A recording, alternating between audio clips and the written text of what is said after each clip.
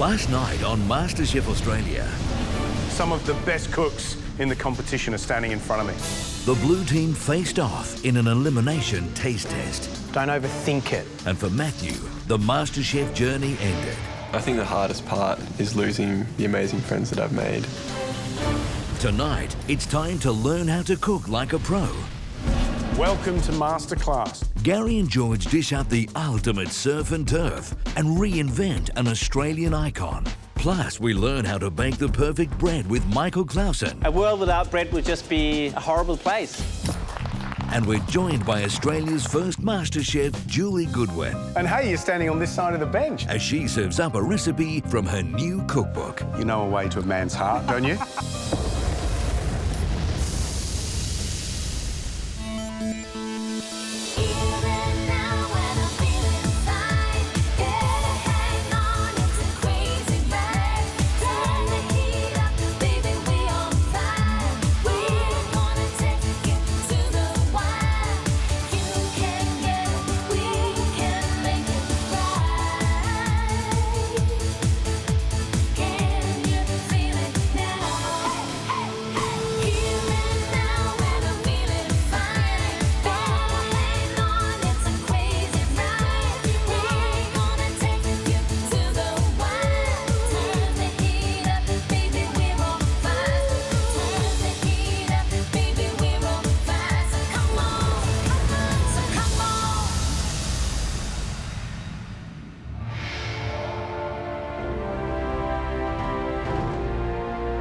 I always look forward to masterclasses because it's a day just to sit back and take a deep breath after a big week and pick up a few of Gary and George's skills.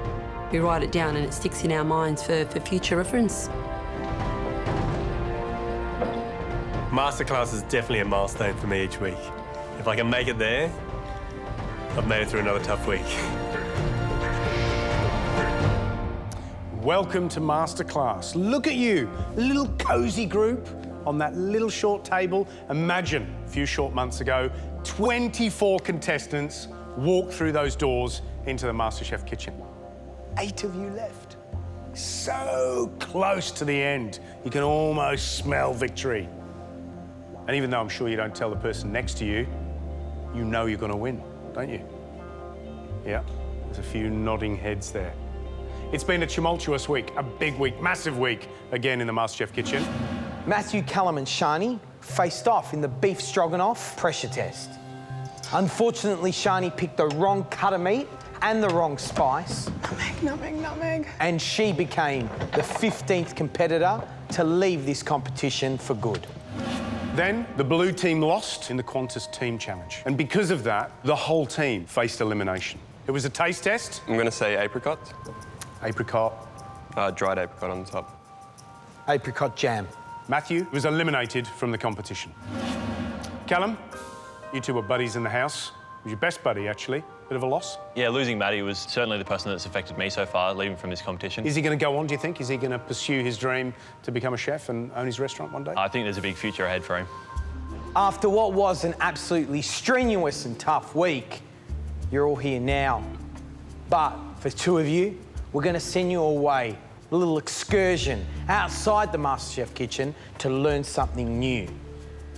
2 of you are going to spend the day with top artisan baker, Michael Klausen from Brasserie Bread.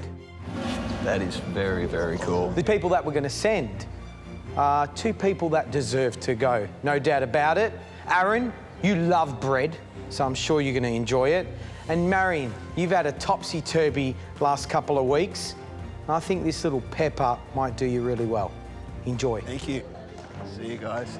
Can you bring a little batard back, please? Done. Beautiful. It's only Aaron and I that get to go on this private masterclass, which means we've got Michael Klausen telling us everything we need to know about baking artisan bread. I love making breads. This is awesome. But learning how to make the good stuff, rock on. First up, we're going to recap the Celebrity Chef Challenge. Josh Emmett came into the kitchen and faced off against Jonathan. What was interesting about the dish was it was the skin of the chicken leg with coral trout pushed inside it. So it was like 2 beasts, and that's a beautiful idea. So what we're going to do is we're going to explore the idea of combining two animals, two different types of meat, two opposing things in one dish. George? The dish we're going to do today is about fusing together lamb and barramundi.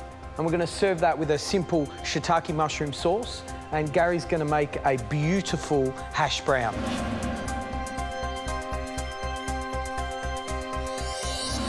George, you crack on with that, and I'll come back a little bit later and do that beautiful, crisp little potato. See you soon. We've got this beautiful side of barramundi.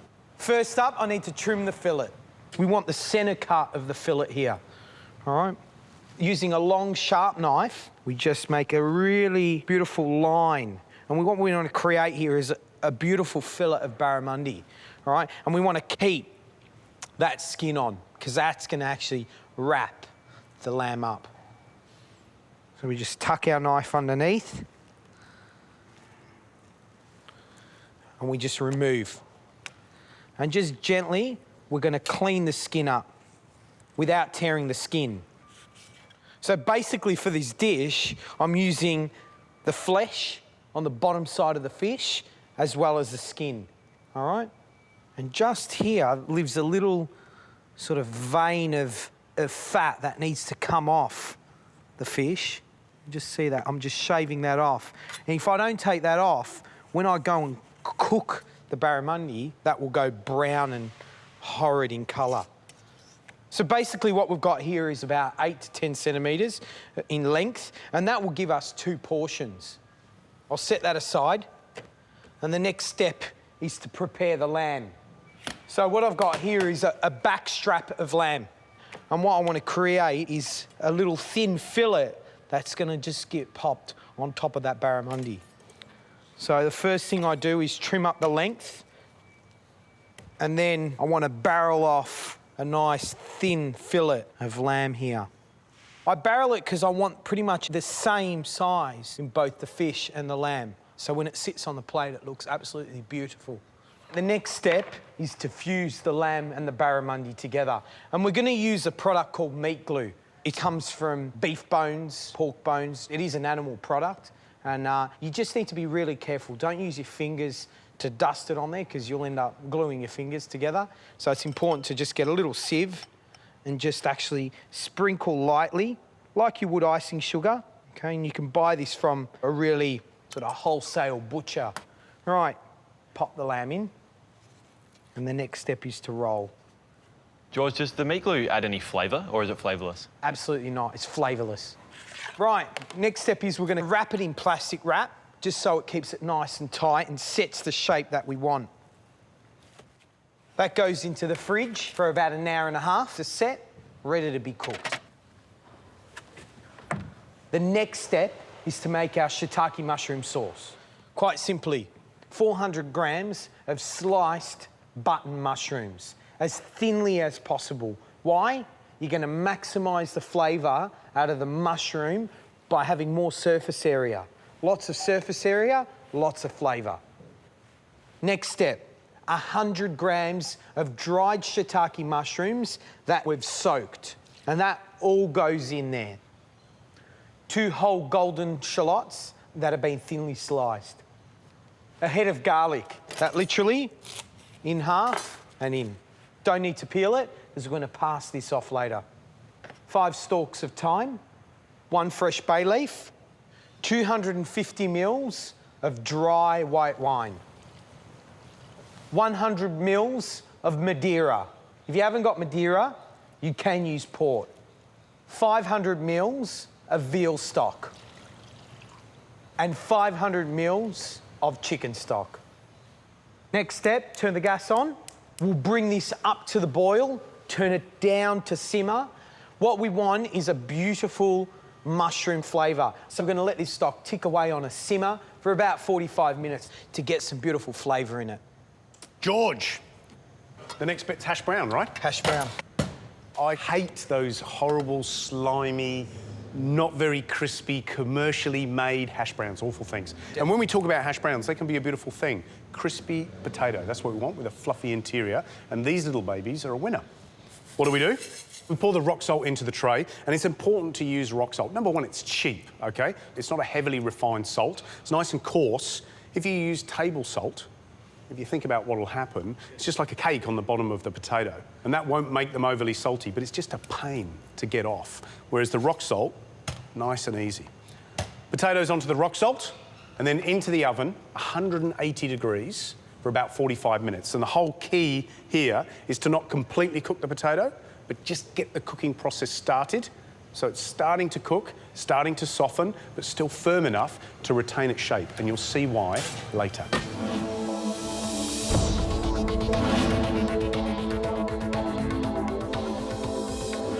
What's happening to those potatoes? They've been in the oven for 45 minutes at 180 degrees.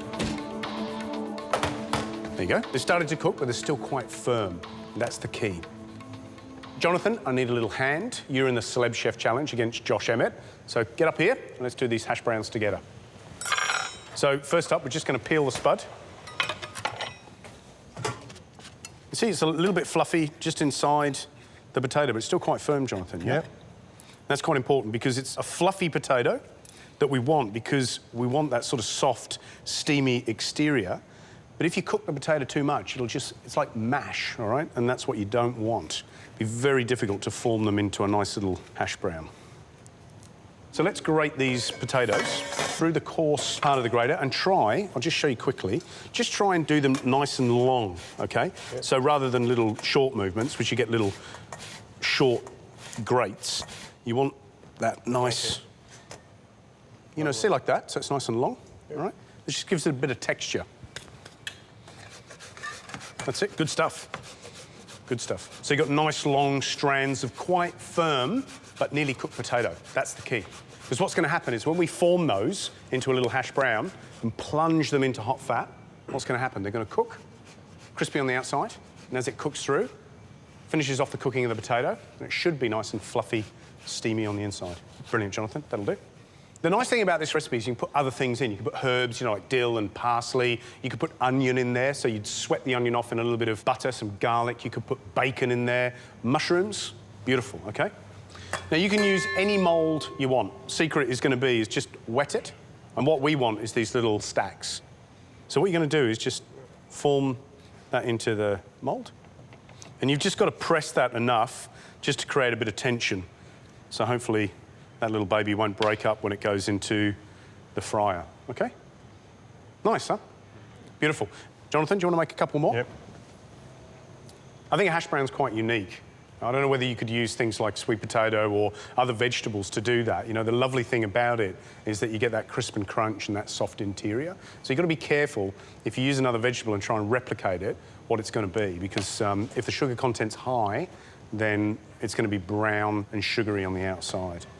OK, Jonathan, I reckon they look pretty good. Yep. So they're ready to go in the fryer, and we'll just hold those until George is caught up with the rest of his dish. Brilliant. Thanks very much. Thanks.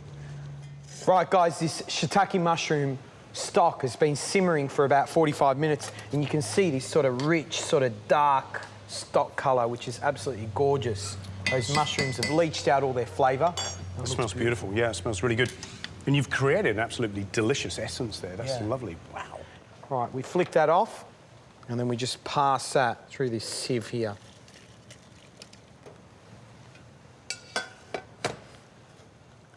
Now, at this point, this stock here, you can use to make a beautiful mushroom risotto. This is gorgeous stuff.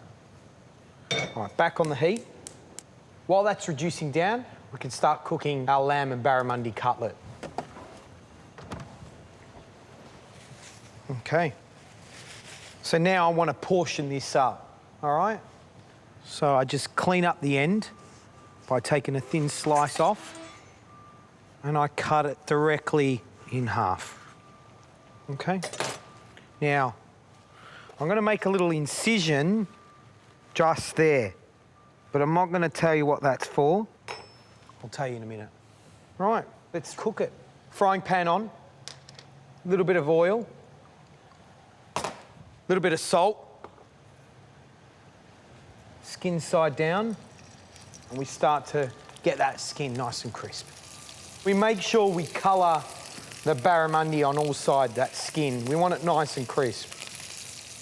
That's going to take about 3 to 4 minutes on the stovetop here. Hasn't the lamb got to cook longer than the fish? Not necessarily, but what I'm going to do is if I lift it up on its side, it's going to penetrate the meat, okay, because the lamb's sitting at the bottom, all right? But pretty much I want that lamb to be nice and rosé and the barramundi to be opaque but not too under. Right, the next step is to Bernoisette the cutlet. So we're going to pop some butter in there. I'll put some more in.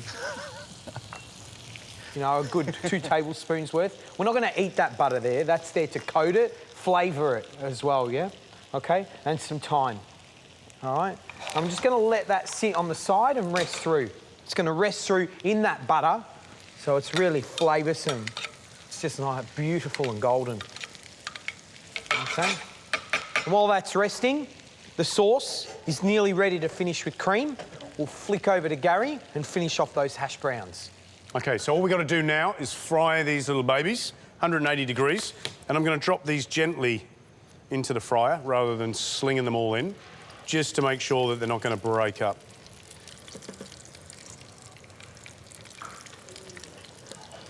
So they're in, and I think they'll take about 3 to 4 minutes. So they're lovely, crunchy and brown on the outside and soft and steamy in the centre.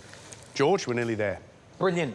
Right, so our lamb's been resting in this thyme butter for about 2 minutes. That's gorgeous. Really nice. The last bit is, I've got this little lamb bone, OK? That's off a lamb cutlet. And I'm just going to insert that in there so it looks like a little cutlet. Oh, that's cool. And that's ready to be plated up. OK, let's check on the hash browns. Beautiful. This is what I was talking about, getting the right potatoes. See how beautiful and golden they are? And believe me, they are going to be lovely and steamy and soft on the inside. So a little bit of salt. All right, George? Right, let's plate up. One of them. One of them. And then this sauce. Now, the sauce is reduced down to a glaze pretty much. And this is a really important step. Semi-whipped cream. And you drop it in at about there. You shake it. And you let the cream mix with that beautiful glaze and it will mousse up. What we're basically looking for is a beautiful sort of fluffy consistency, okay? And it will come any second. That's good. There we go. Look at that, George. That's fabulous. And then, just literally, I don't tip it on the food. I just want it on the bottom of the bowl. A few of these little beautiful parsley cress. And there you have it. Lamb and barramundi cutlet with a shiitake mushroom sauce and hash brown. Callum, Adam, Jonathan, do you want to come up and taste?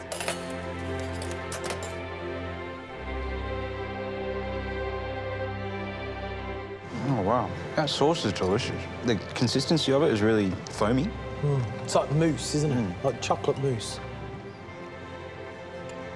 Yeah, the sauces are rich and creamy. Love a hash brown.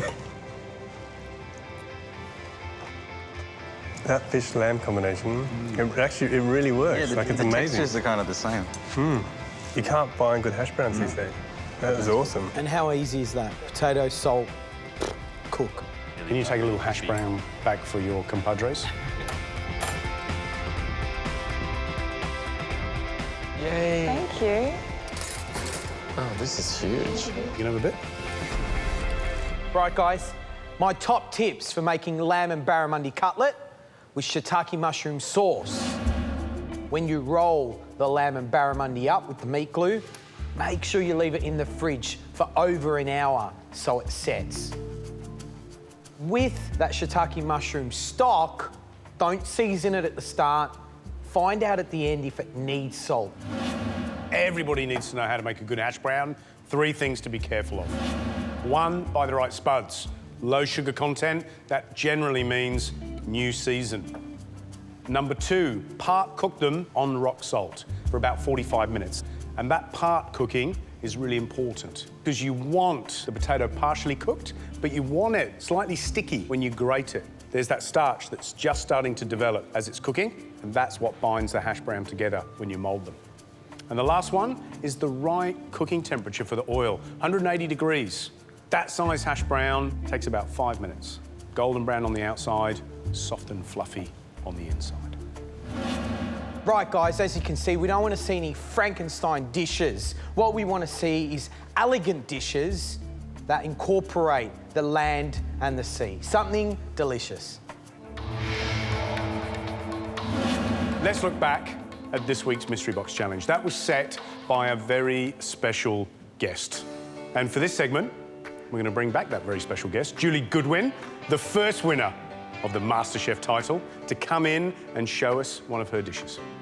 Please welcome Julie Goodwin. Come on, gone a bit slow. In the outside world, have you forgotten how fast you have to move in here? Oh, welcome, Julie. That's right. Thanks, thank How are you you. going? Good. Mwah, good It's to see lovely you. to Nice be to see here. you. Hi. Hey. Julie, welcome to the MasterChef Kitchen and Thank to you. Masterclass. And hey, you're standing on this side of the bench. It's nice, isn't it? I loved Masterclass because basically it was about, you know, you guys cooking and the guests cooking and learning. So I really enjoyed the chance to sit back and watch other people and pick up some tricks. Julie, part of winning MasterChef last year, you got to produce your own cookbook, which I know you're really excited about. Yep. And we've got a copy just under here. That looks absolutely beautiful. Thank you. And I'm sure Gary and I have a copy in our trailer. When it first came out, I heard it went to #1. Yes, which it is did. a It did. massive, massive, massive achievement. Thank you. So a very, very special thing. And think about it, guys. This is a tangible result, a tangible effort from winning MasterChef. You too could have your own cookbook. So fantastic. Well done, Julie. Thank We're very you. proud, you know that. We're Thank very you proud. very much. So, you've come here to show us a beautiful recipe, and I think this one is in the cookbook, isn't Yes, it? it is, yep. So, it's good when you get to practice recipes, isn't it? You know they work, you put them in the book, and then That's you can show people how to do them. That's so right. tell us what this recipe is. What are you going to cook for us today? This is scallops on cauliflower puree with bacon crumble. The reason I love this recipe is because although I grew up in Sydney, I used to holiday on the south coast every year. I still do. So I'm doing a seafood dish. Beautiful. Sounds amazing. Sounds beautiful. I'm going to leave it up to you guys. Have fun, and I'll come back for a little taste. Thanks, See you later, George. Right, Julie, let's crack on with this beautiful scallop and cauliflower dish. Can't wait. Bacon crumble does it for me. You know that, don't you? Yes, I Right, do. you crack on. Okay. And I'll talk to you as you go through. So what's the first job that we're doing? Well, the first job is I'm going to put on the cauliflower puree to cook. Now, you can either chop it finely or grate it, but I'd cheat a bit and use a food processor. So first job, what are you going to do? Well, first I'm going to chop up the cauliflower till it's quite fine, because the smaller it is, the faster it cooks, and the faster it cooks, the more flavour it retains. See, I did listen in Masterclass. Right. So how much cauliflower have you got there? Is that one whole? It's about half. Okay. It's a big half, but it's about half. Okay, lovely. So cauliflower into a food processor. And you just put it on until it's about the size it would be if you put it through a grater. There we go. It's very fine. Okay, so you've minced that effectively, nice and small, so it'll cook really, really quickly. Next step is we're going to pop it into a saucepan with a cup of milk. How much is a cup? 250 mils. Wow.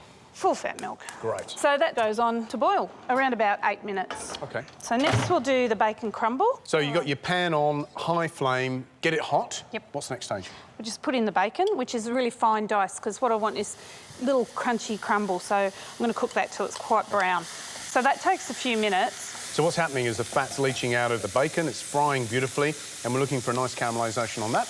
I want to know, do you still kick yourself, having won MasterChef, that you're doing the things you're doing? Here, I'll stir that. Every single day. Do you? Every day, Gary, I wake up and just go, I can't believe what today holds in store for me. It's just such a... It's been an amazing thing.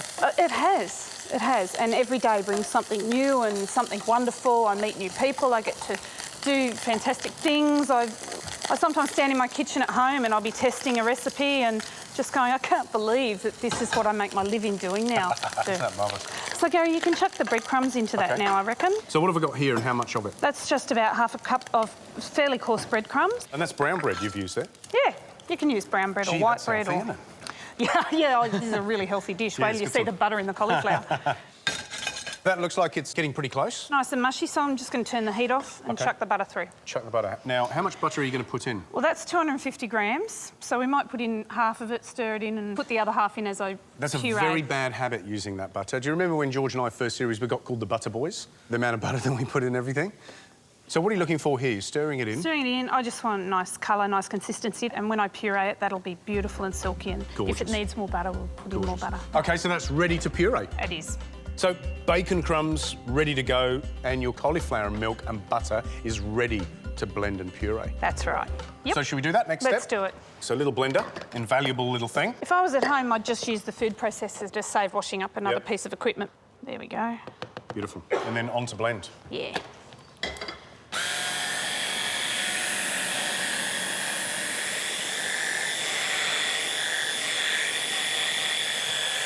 Should be good, yeah. Right. Do you want to taste it and see if it needs any Yeah, more salt or any more butter? Let's have a go. Always needs more butter. No, that's lovely. Cool. Perfect amount of salt. You could eat it like that. I mean, it's really lovely. tasty, but for really silky, you pass it through a drum sieve. Yep. So I might get you to do that, No, Gary. you can do that. I'm not doing that. Oh, come on. Let's just pop that on. Smells good. It does smell good. What this does is just smooth it all out. Make sure you've got no lumps in there. No little chunky. Just as a point, actually, when you use a sieve, something like this, which is a pastry scraper, is really handy because what it does, it just creates a surface that you can sieve through. And what I make sure is that I always use the whole surface of the sieve. So that you can get to that point for your dinner party and then just reheat it gently on the stove, or you use the microwave even. So the puree, Yep. been passed through a sieve, looks beautiful, silky and white. What's the next step? Let's get the scallops on. There we go. So these are Queensland scallops. They're still on their half shell. These actually are sold open, aren't they? Yeah, and I love to wash up the shells and use those to serve it in. I put them on kitchen towel because they can be a little bit wet, moist, and the biggest problem you have when you're cooking scallops is if the pan's not hot enough and they're wet, then they boil and stew in their own juices, which is really, really not nice at all. Really rubbery, so heat the pan. Fierce heat? Quite hot, yes. OK, why? Well, because you want to get a nice little bit of brown on it, but it's got to happen quickly. OK. Because if you cook them for too long, obviously they go very tough. Yep, rubbery. Quite nasty. There's about a tablespoon of olive oil in there. A blob, yep. And butter. And the butter's just for flavour. So let the butter bubble away. Yep, when And it's then- foaming like this, it's time to pop the scallops in. Yep. And they don't take very Can I help long. you? Yeah, please. OK, and what are you looking for there? So a little bit of foamy brown butter. Yeah. And literally 10, 15 seconds on each side, you reckon? Something like that. And when I flip it, I'm Let's time hoping it. for it to be nice and brown. So that's good? That's what Yep. you're looking for? Yep. Fantastic. So we season these in the pan. Yeah. A little bit of flake salt, a little sea salt. I like to use unsalted butter and add salt to my taste rather than... Idea. OK. All right. And then a few seconds on either side. A few seconds on either side. That's gorgeous. Absolutely lovely. And when you touch those, they're still nice and soft. You can feel the moisture in them, and you know you've gone too far when you press your fingers in and they're like little rubber bullets. Great. OK. So they set those aside. Next step. Next step, it's just putting it together now. So I can put a little dollop of this cauliflower puree on each one. Is that what's happening? Because I want it to sort How of... that? Yeah, that's nice. So a little blob of cauliflower puree on each one. A scallop on top. I love this. It smells gorgeous. Absolutely gorgeous. This is a lovely, simple dish. This is beautiful. And then the breadcrumbs. I can follow you with the breadcrumbs. So this is for the bacon crumble. Bacon crumble. Can I be generous? Yes, Am I allowed to please be generous. Please be generous. You'll still find...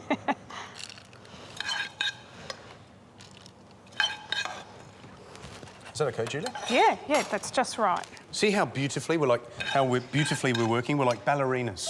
You see? You know those cards with the hippos and the tutus? Hey, don't say that. I don't know about you, but I'm as slim as a... I don't know, in my own mind. Look at that. That is absolutely gorgeous. Thank you. Now, we've got a lemon here. Yeah, just a couple of wedges on. Oh, super.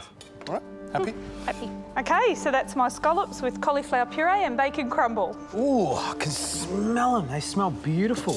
May I taste? You may, please.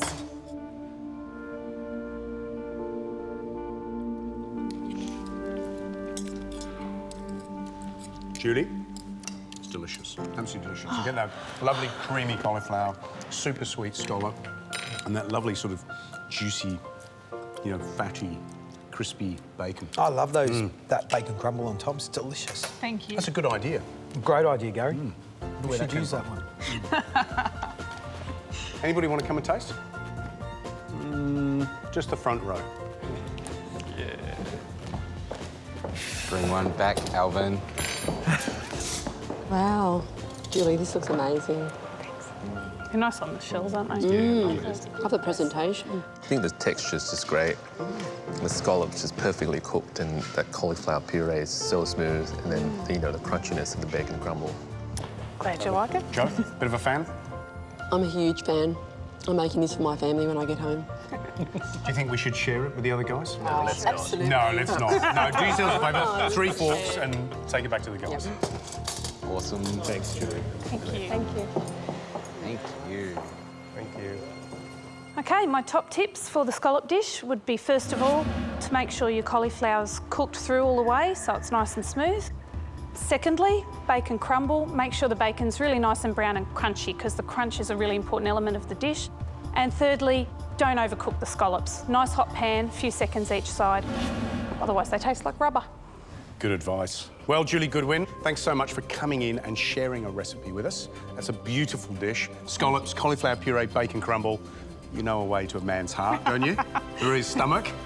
If you're looking for somebody to inspire you on your MasterChef journey, then Julie Goodwin is it. Julie, thank you so much for coming in. Back to the MasterChef kitchen. My pleasure. Bye-bye, Gary. Thank you. Bye, John. I'm so excited about being part of this week's masterclass with artisan baker Michael Klausen. I love baking. Good morning. Good morning. Aaron and Marion, welcome to Brasserie Bread. Thank you very much for having us. I'm Michael Klausen. I'm an artisan baker and the owner of Brasserie Bread. We've been making bread and pastries for over 15 years, and we've won dozens of awards for artisan baking. A world without bread would just be a horrible place. And I think it would nearly be impossible because you don't find places where you don't find people getting into bread. So here at Brasserie Bread, it is full on. As you can see with the bakers working in the background, we bake 365 days a year, 24 hours a day, and that's part of running an artisan sourdough bakery. You cannot stop. So artisan baking, it means that we really care about the products that we get. So we choose great organic flour to bake with. We don't use machines to make the bread. We do have mixing machines, but the rest of the process is all done by hand. So it's healthy, it has a place in the market, and it's really, really yummy to eat. Sounds good to me. So what we're going to do today, I'm going to teach you some of the key principles about bread. We're going to talk about bread and what's in them, some of the great products that we make here. And then we're going to go and make a fantastic product that's called Skata Conova, a fantastic Italian flatbread. That's awesome. Okay, let's talk about some of the bread we make here. Sourdough, what a great thing to do. It's alive, the whole process is fantastic. We've made here a baker's round that takes 2 to 3 days to make. It's 100% sourdough, so it's got all the beautiful natural yeast and bacteria that works together to create an acidity. And that acidity is what goes into the dough, and therefore the name we start getting the sourdough. When you look inside, you see all these different sizes of holes in the bread. And that's a good indication that it's a sourdough. If all the holes is the same size, quite often it has used commercial yeast. It looks fantastic. Smells so good. It's beautiful, isn't it? It's amazing. So this loaf of bread, we use a fantastic organic unbleached flour, and then water, our sourdough starter, and some great Murray River salt. That's really the ingredients in a loaf like that. And to enjoy this, it's kind of nice and fresh, just with some cold butter on top. It's just one of those bread that really can be used for a lot of different stuff. I'm really hungry now. Yeah, totally. So, do you want to taste? Yes. Absolutely. We taste the bread like you would taste wine. So here's a piece. I know it's not a lot, but the idea is to start chewing into the crust and to the interior, and just keep chewing and let it sit in your mouth, and then tell me what you taste. For me, the textures are incredible. They're almost spongy kind of interior and the really crusty crunch of the crust. And it's got this wonderful acidity to it. And I started salivating, as soon as I started eating. It was really, really incredible. Marion, what are you kind of... I think it's the same thing that strikes Aaron is that beautiful acidity that just is so juicy and it makes you want to eat more. That sourness, but also that earthiness, I think, as well, of the flour. You get the wheat flavour into it, and that's so important for us. And we get that from that very long fermentation time. So our next bread is a quinoa and soya, a white sourdough bread, where we have added heaps of different grains to it. So let's look what's in this bread. The first one is what we have actually rolled the bread in before it got baked. It's a quinoa. So we've got a red, black, and white quinoa seed in here. Michael, what is a quinoa? It's an Aztec seed, and it's extremely healthy. It's got fantastic proteins in it, and it's quite often mentioned to be very important for women to eat. Oh, cool. In the inside, we've added the white quinoa, and it gives kind of a nutty flavor in the bread. This is the amaranth, kind of same origin as the quinoa. Very healthy as well. This one here, it's soya beans. Oh, okay. The way we use them is we soak them in water, and then we actually add them to the dough. And during the baking, it actually bakes the bean, and it's just little explosion of flavors. Very cool, very cool. And here we got the linseed. They give great texture and great crunch in the bread as well. So let's look what's inside this bread. That looks great. And again, let's have a smell. There you go. Wow, you can really smell the difference between this one and the first one. Just the addition of all those different grains. So this is a sourdough, 100% again, but by adding all these different seeds, it completely changed the structure of the bread and the flavor. So this time again, you taste it just like a glass of wine.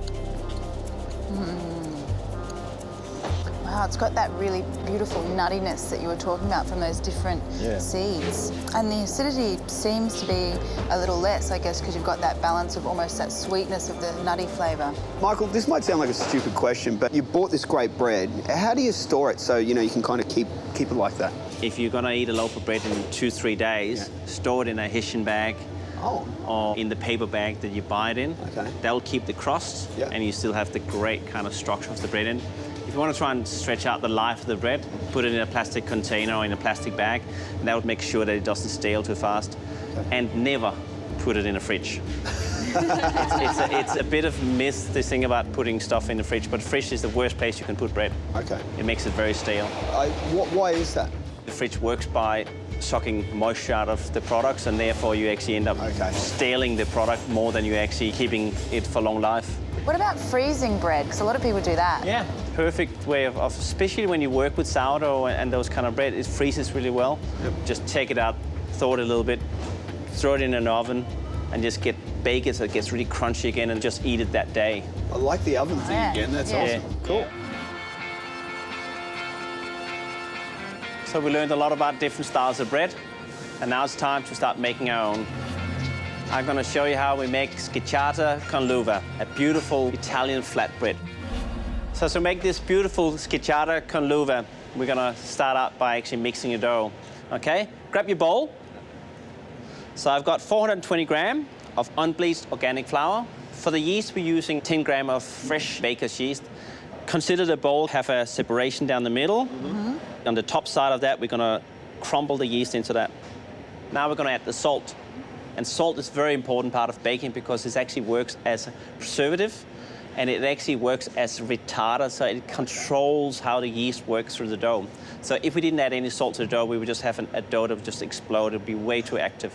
All right, add 10 grams of salt to the bottom part of our separation in the bowl. And the reason why we do that is that the yeast and the salt, if they start touching each other straight away, it will actually start killing the yeast. Oh, wow. We're going to add 10 grams of virgin olive oil. And the last thing we're going to add to this dough is some cold water. When I say cold, I mean cold out of the tap. It's another one of these misconceptions about bread making, that you use warm water to dissolve the yeast in the warm water. And what you do, actually, you make the activity happen way too fast. We want to really slow this process down and let our kneading process start heating up the dough. So we've got 285 grams of water, and it's time to mix. So grab the spoon and then start slowly moving around in the bowl pushing into the dough, use the side of the bowl and just make sure it all kind of assembles into one round ball. It will start to feel very wet, the dough, which we wanted to do. And this is one of the places where people make a mistake. They start adding flour. We want it to be sticky. And then we just scrape the whole thing out on the table.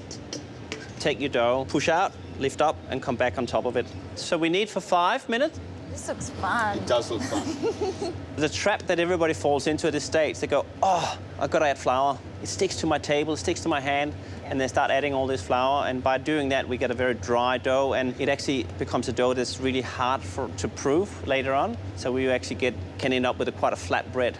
Wow. All right, guys, they look fantastic. Now we need to let the dough rest for 2 minutes. Here's a bowl. We just basically take the bowl, tip it on top like that. And we're gonna do this for a total of 6 times. And you will see every time, every step we do, the dough starts getting smoother and stronger and less sticky. All right, this is our 6th and final time to actually knead the dough. The reason why we do this up to 6 times is to get perfect dough development. And it's really to get the dough as strong as we can. And we want the whole thing to be very elastic. That's it, that's all we really have to do. So we're gonna cut a little piece of dough off and then start slowly just letting the dough stretch. Just be very gentle. You can see now, can you see that membrane that I get here? Oh, yeah. That means the dough is now fully developed. We're gonna now allow the dough to proof for an hour. Get your bowl and use a tiny bit of olive oil. Make sure you don't put too much, 10 drops or something like that, into your bowl, and just oil the inside of the bowl. Pick up the dough and then drop it into the bowl. Why do we need to oil the bowl? Without oiling the bowl, it'll stick to the bowl and we'll actually start tearing the dough when we take it out. Okay. Okay, a little bit of plastic wrap on top. And now we're gonna leave that for an hour. All right, it's now proven for an hour. Yep. Take the plastic wrap off. So we're slowly letting the dough come out of the bowl with help of the scraper, and you can see how the oil is helping that it doesn't stick to the bowl.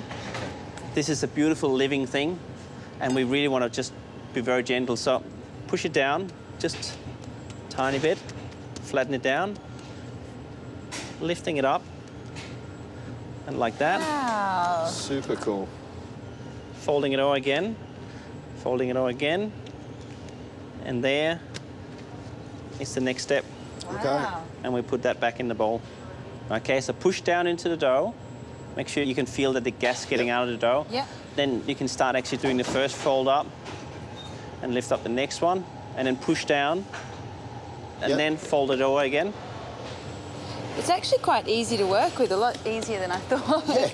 And then fold it over again, and then lift it up, turn it around, and just try and see if you can kind of like nearly shape it round. Just like that. Perfect, Aaron. And then pop it back into the bowl.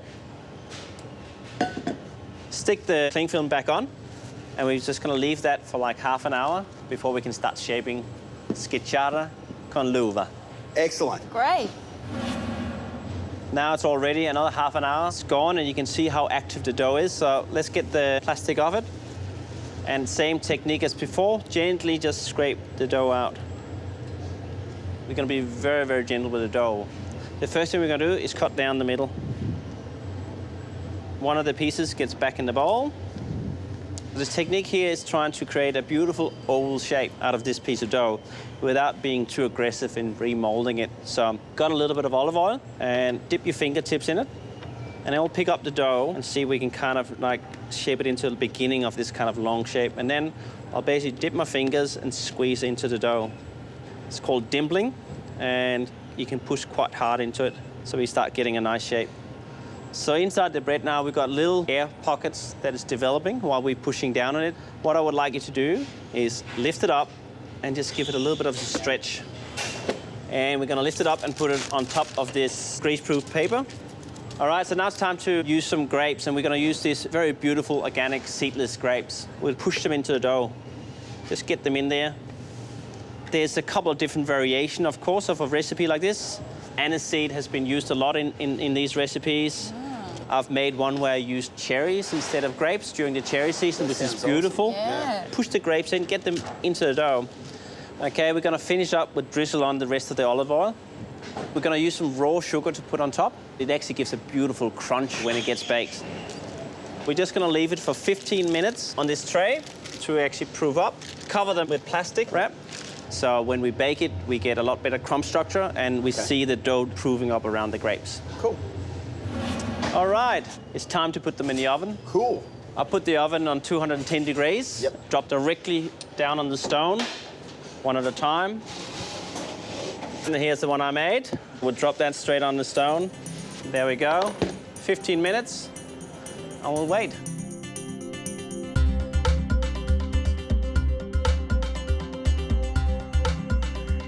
All right, let's have a look. Oh, look at that, they're ready. Fantastic. All right, let's have a look at this one. Aaron? Marion? And I trick you, Aaron, this is yours. I thought so. It's the one with character. All right, look at that. They just look fantastic. Look how the sugar has caramelized. Wow. The grapes is cooked and sunk into the bread. They smell fantastic. Yeah, Why don't we cut yours up, Marion, and have a good taste? Ooh. Look at that. Really good. Really good. That looks really good. I mean, that's just fantastic. Wow. Look inside that. That is amazing. Nice crust, great crumb structure inside, juicy grapes. Have a taste. Grab a piece. Ladies first. Thanks, Aaron. No problem. Be careful, it's hot, but that's a part of it. That is so good. Oh. Can you taste a bit of the beautiful dough? Yum. You can taste the sweetness of the grapes. It's perfect. I've never been able to make bread like this at home. It's fantastic. Yeah. It's kind of like eating a sweet pizza almost. It's fantastic. Really, really cool. I love it. Just to recap, 3 major tips making Skata Conova. Number 1, choose really good ingredients. Choosing good flour, we're using organic grapes.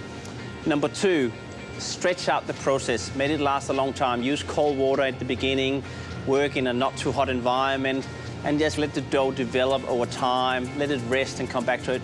And the third one is bake directly on the stone in the oven. You get good crust and you get that authentic baking that you're looking for. Gary and George, they're waiting for you back at the MasterChef Kitchen. Yep. You gotta go back, you gotta cook, you gotta win. Enjoy it. Thank you for having you here. Thank you so much. Thanks, it's been great. Thank you.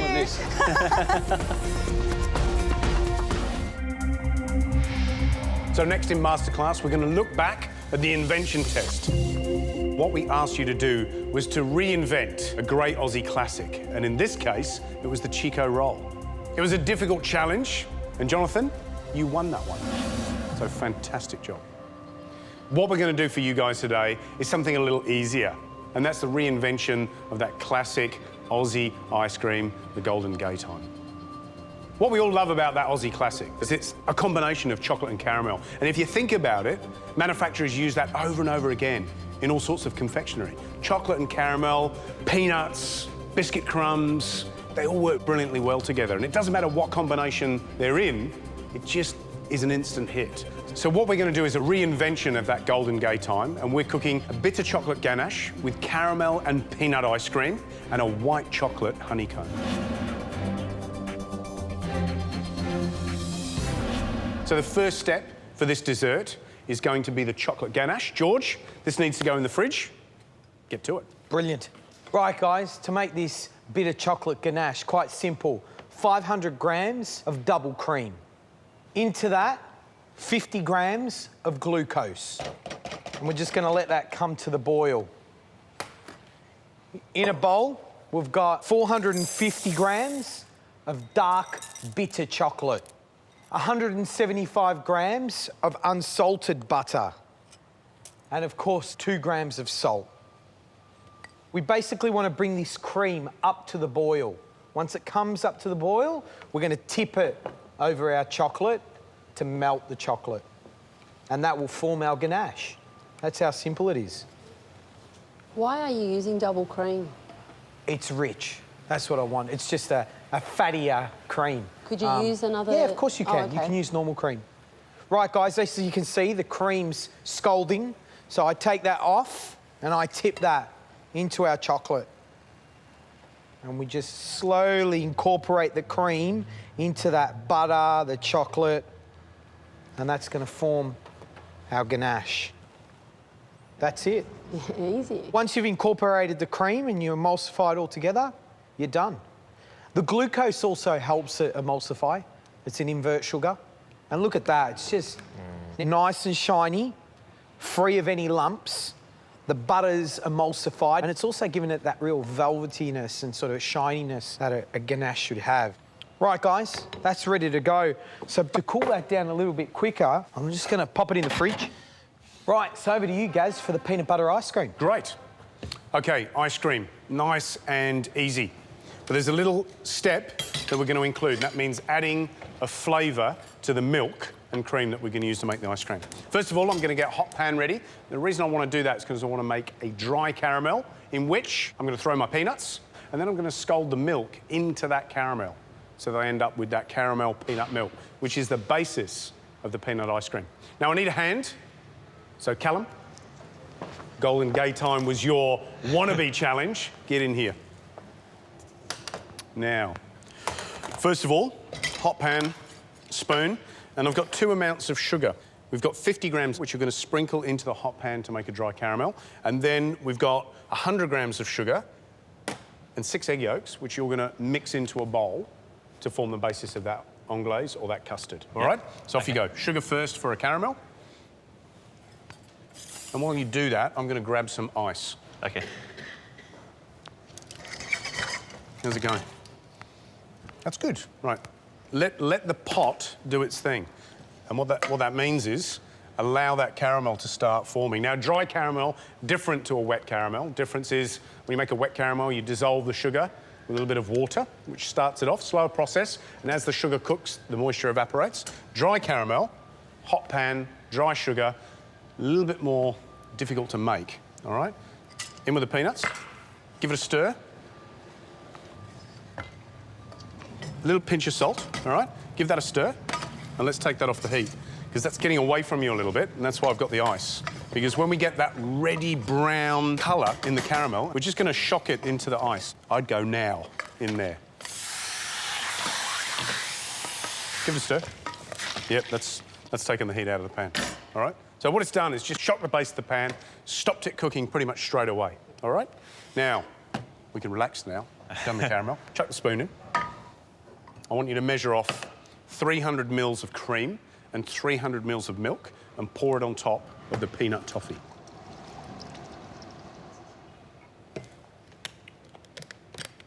All right? 300, 300? Yeah. OK. And we use a combination of milk and cream because you just get a lovely consistency. All right, all measured? Yeah. Back on the gas and in with the 300 cream and 300 milk. And then what you're going to do now is just stir that, break up the caramel on the bottom and let the caramel dissolve into the milk. And you're going to end up with a caramel peanut milk. All right? So that looks lovely, really nice. OK, next step, while you're dissolving that and bringing it to the boil, 6 egg yolks and 100 grams of sugar. When you pour sugar on top of egg yolks, make sure you whisk it straight away, because it tends to burn if they just sit on the top of the yolks. It's quite important. And you don't have to mix them too much. It's just sort of just to break the egg and dissolve the sugar a wee bit. And that's ready for the basic custard, all right? I'll do it quickly for you. You put in half, right? And this is important. It's quite quick. Turn the gas back on, right? And what this does, by leaving half of the mixture in there, is it keeps the heat in the pan, all right? Now what you've got to do is you've got to whisk that evenly until the foam dissipates or it coats the back of the spoon, which means you've hit the right temperature. And if you're not careful, you're going to overcook it.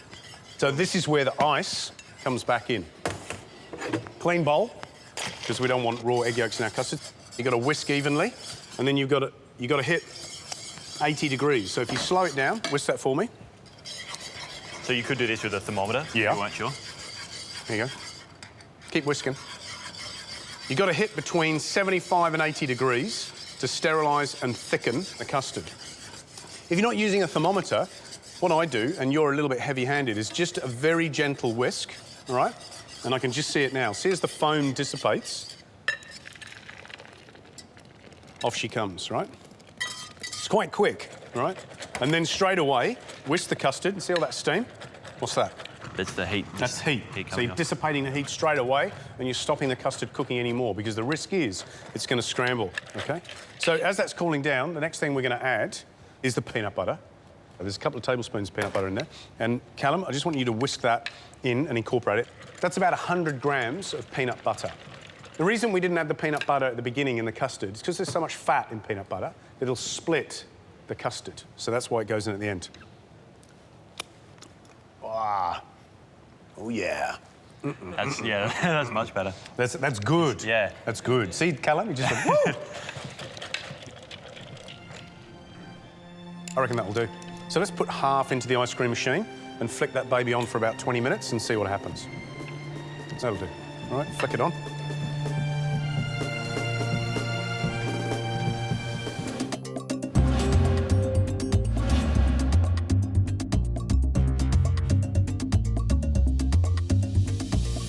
So, Callum, ice cream's chilling down. Looking forward to that one. It tastes good, doesn't it? Yeah, it's really good. Excellent. Thanks for your help. You can go and sit back down again. Gary. So that's the ice cream done. Now on to the second part of our version of the Golden Gate time, the honeycomb. Very, very simple recipe, but it's crucial you understand at what point you take the sugar off, OK? This is critical. If you don't do it correctly, it's not going to work. We've got 365 grams of caster sugar straight in, then 140 grams of glucose, and I've got 110 mils of water onto the sugar. And what we're doing is just allowing the water to saturate the sugar and dissolve, OK? And then we're just going to let that do its thing on a high heat. So I just want to make sure that that sugar's dissolved. Starting to bubble. It's very thin at the moment. I can tell that because the bubbles are bursting really quickly. There's no viscosity in the sugar. But what will happen is the viscosity will start to increase. The reason it does that is because the water's evaporating and the sugar's cooking. Does anybody know what aerates honeycomb? Bicarb of soda. Bicarb. Bicarb you use in baking. It releases gas, carbon dioxide, when it hits a liquid. And this is what aerates the toffee. Now, once it's aerated, I'm going to transfer it to a bowl, and I don't want to touch it. And while it's cooling down, it's getting darker. So that's why you need to watch for these little tinges of gold and brown that start to form on the toffee, and then bicarb in and off. So I've got 1 teaspoon of bicarb, a whisk at the ready, bubbling sugar, and 1 mould that I need to prepare. Now I've got baking paper, and obviously what the paper's doing is just forming a barrier between the glass and the toffee, because if you pour hot toffee into this bowl, it's going to stick. Beautiful. You're just starting to see a little tinge of brown, OK? That's it. In with the bicarb. Watch this. Quick whisk.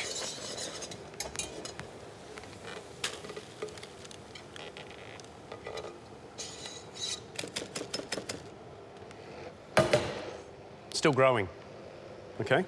And it's darkening up. And even though there's the odd little point of bicarb, which you can just break, see how it's still going? Now you know why you need a deep dish, right? Love honeycomb. That'll take about 45 minutes to cool down. So we'll put that to one side, and the next step is to melt a bit of chocolate, turn this baby out when it cools down, paint it with the chocolate, and then cover it in peanuts. Next phase is melt white chocolate. So I'm just going to pop this chocolate onto a little pot of boiling water. Doesn't touch the bottom of the pan. There's probably about 3 to 4 centimetres of water. And just let the chocolate melt just through the temperature that's left in that water. You'll end up with a nice silky consistency. If you leave the water boiling underneath it, the risk is the chocolate gets too hot or the steam actually goes into the chocolate and destroys it. And that's not what we're after. So once that's melted, we're ready to paint the honeycomb. I think we're pretty close to planing this dessert up. So the honeycomb's been sitting for about 45 minutes, allowing it to cool and obviously set. Look at that, it's fantastic stuff. It's really airy, it's got big bubbles in it. Now what we're going to do, I was going to paint this thing with chocolate. So just break it a little bit. And then our melted white chocolate in with a brush. And basically what we're going to do is just really generously slather this stuff with white chocolate. All right? And then what I'm going to do is I'm just going to cover this thing with peanuts. All right, and you'll see why, because what we're going to do is let that set, and then we're going to bash it up. So we've got our sort of honeycomb crumble. Are the peanuts raw peanuts? They're roasted and salted.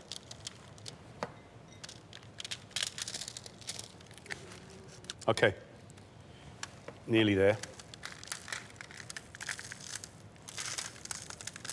There we go. We've just got to let that set. That's going to take about 10 minutes, and then we'll build the dessert. So we're ready to plate up, Gary? Yeah. Right, I've got the ganache. I've popped it into a piping bag. Our ice cream's ready. The first thing we're going to do is pipe some of this ganache in the bowl to form the base of our dessert. Isn't that pretty? And very gently, we're just going to break that honeycomb. Just a few bits for you guys. Yeah. All right. What do you reckon? Just some bits on the outside? Nice. Oh, lovely. And we're going to put a little bit of crumble in the middle to keep it up, or? I reckon so. Some peanutty, crumbly stuff on the bottom. A nice little cornel of ice cream. Nice. And some of these little parsley cubes. Absolutely beautiful. So that's our bitter chocolate ganache with peanut caramel ice cream and peanut and white chocolate honeycomb. Who wants to taste? Alvin, you don't want to taste? Every time I put my hand up, I never get picked. So. Right, you can come up on your own then. Come on, Alvin. Come on. Callum has to come too. No. Do you want to bring two friends up? I'll bring Callum. Yes. Yeah. And Claire. Okay. Good choice. It's like a little party, isn't it? With your friends. A little party.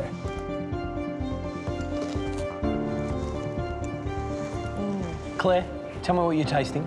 Really nice balance of kind of like deep caramel flavours and saltiness. It's not as sweet as I expected. Callum?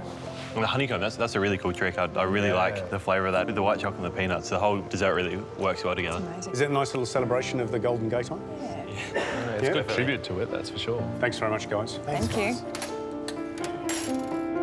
Right, guys, here are our top tips for our honeycomb dessert. When making ganache, keep the chocolate cold, boil the cream, and tip that over the chocolate. Mix, ready to be used. My top tip for honeycomb, when you see the first tinges of amber, add the bicarb, 3 or 4 whisks, and straight into a lined tray or bowl. Remember, it's going to still grow, and the temperature's going to go up, and the honeycomb will darken.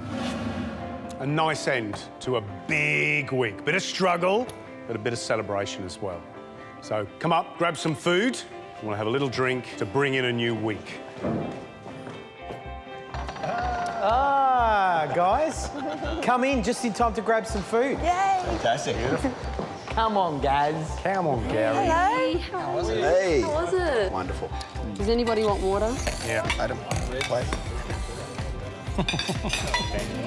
Marion, Aaron, good day at Brasserie Bakery. Yeah, look, it was amazing. They say man can't live on bread alone, but after today, I'm going to totally disagree. Michael was so generous with his knowledge. The bread was incredible. Such a great experience. You can't learn those sorts of bread-making skills at home on your own, and to have been with Michael and tried all those things is just amazing. It was great. Brilliant. Guys, Julie Goodwin said it today. You are now at the pointy end of this competition. Top 8. Doesn't get any better than this. And just when you thought you got it all under control and you've got the measure of this competition, you wait. Next week is going to take it up, and away. Here's to next week. Cheers. Next time on MasterChef Australia. This little baby is going to set your world on fire. The mystery box holds the ingredient to the amateurs' biggest week yet. London's calling. Yes. And we're answering. The top 8 hit the ground running in the epicenter of world cuisine. Can you imagine if we had to cook for the Queen? Their first challenge, to make an elegant pastry fit for a queen. Awesome. And for the best, a private masterclass with Jamie Oliver. This will be the prize to win. Then, Over the next week, they'll cook alongside some of the world's greatest chefs. A simple little number. We can all talk the talk, but can you walk the walk? And be judged by some of the most feared critics. I expect something that simply tastes fantastic. Together, they will face incredible challenges. Been quite anxious about whether or not we can actually do this. And by the end of the week, for one hopeful, the MasterChef dream will end. If you're not nervous, you just don't know what you're in for.